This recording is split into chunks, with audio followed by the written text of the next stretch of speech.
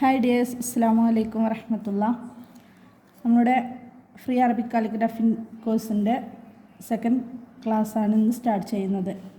അപ്പോൾ അതിന് നമ്മൾ വേണ്ടത്, ഇന്നലത്തെ ക്ലാസ്സിൽ പറഞ്ഞിട്ടുണ്ടായിരുന്നു. ഫസ്റ്റ് ക്ലാസ്സിൽ നിങ്ങളുമായി ഷെയർ ചെയ്തായിരുന്നു നമുക്ക് നുക്ത എങ്ങനെയാണ് ചെയ്യാമെന്ന് പഠിക്കാമെന്നുള്ളത്.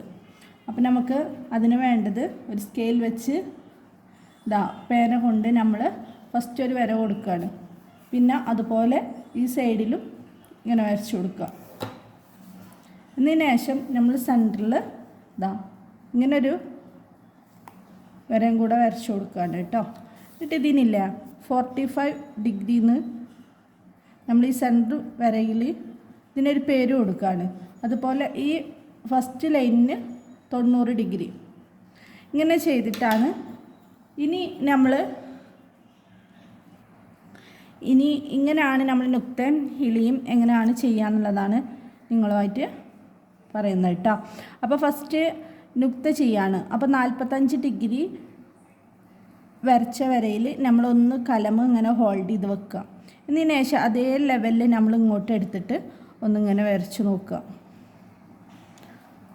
കൈയിൻ്റെ പോർഷൻ തെറ്റാതെ ഇതേപോലെ 45 ഡിഗ്രിയിൽ തന്നെ വെച്ചിട്ട് വന്നിട്ട് ഇതേ ലെവൽക്ക് ഇങ്ങനെ വരച്ച് കൊടുക്കുക. അപ്പോൾ ഇത് നുക്തയായി. ഇനി 45 ഡിഗ്രി വരച്ചിൽ ഇവിടെ വെച്ചിട്ടൊന്ന് ഇങ്ങനെ ജസ്റ്റ് വരച്ച് നോക്കിയാലും നിങ്ങൾക്ക് അതേ അളവ് കിട്ടും. ഇതിന് പറയുന്ന പേരാണ് നുക്ത.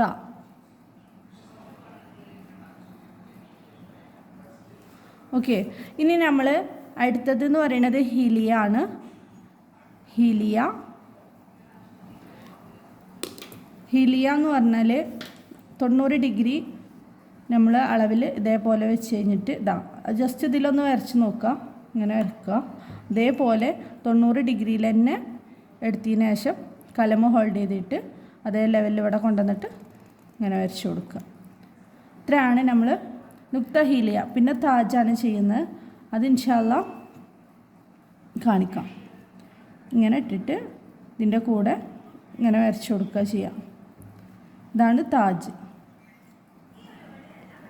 നമ്മൾ അലിഫിൻ്റെ മുകളിൽ കൊടുക്കുന്ന ഒരു സ്ട്രോക്കാണ് ഹിലിയും താജും. ഓക്കെ,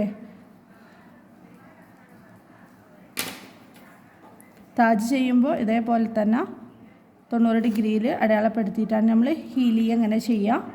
അതേപോലെ തന്നെയാണ് താജിനും നമ്മൾ ഫസ്റ്റ് ഹീലിയ കൊടുക്കുക, പിന്നെ ഇവിടുന്ന് ഇങ്ങോട്ടേക്ക് ഇങ്ങനെ താജ് വരച്ച് കൊടുക്കുക ചെയ്യുക കേട്ടോ. ഓക്കെ, അടുത്തത് നിങ്ങളായിട്ട് ഷെയർ ചെയ്യണത് നമ്മൾ ബേസിക് സ്ട്രോക്കുകളാണ്. ബേസിക് സ്ട്രോക്ക് എന്ന് പറഞ്ഞു കഴിഞ്ഞാൽ നമ്മൾ ഓരോ അക്ഷരങ്ങൾക്കും ഓരോ പാർട്ടുണ്ട്. നമ്മൾ മനുഷ്യ ശരീരത്തിൽ നമുക്ക് എത്ര അവയവങ്ങളുണ്ട് അതുപോലെ തന്നെ നമ്മൾ അക്ഷരങ്ങൾക്ക് ഓരോ പാർട്ടുകളുണ്ട്.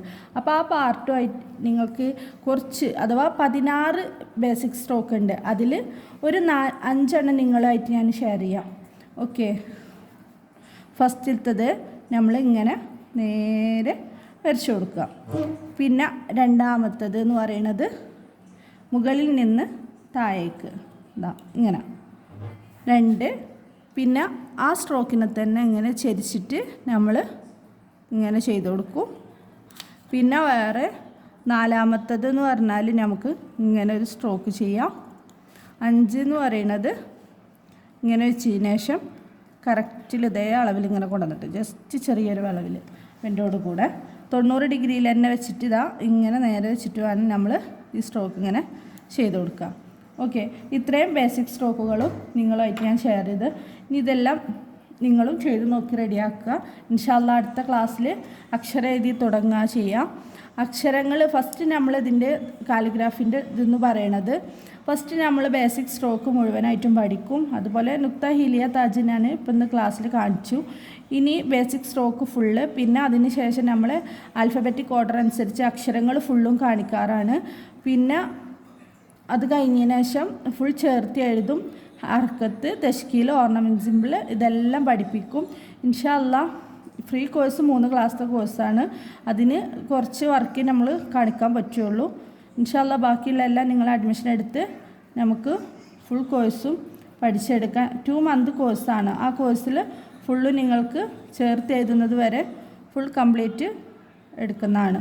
ഓക്കെ, അസ്സലാമു അലൈക്കും വറഹ്മത്തുള്ളാഹി.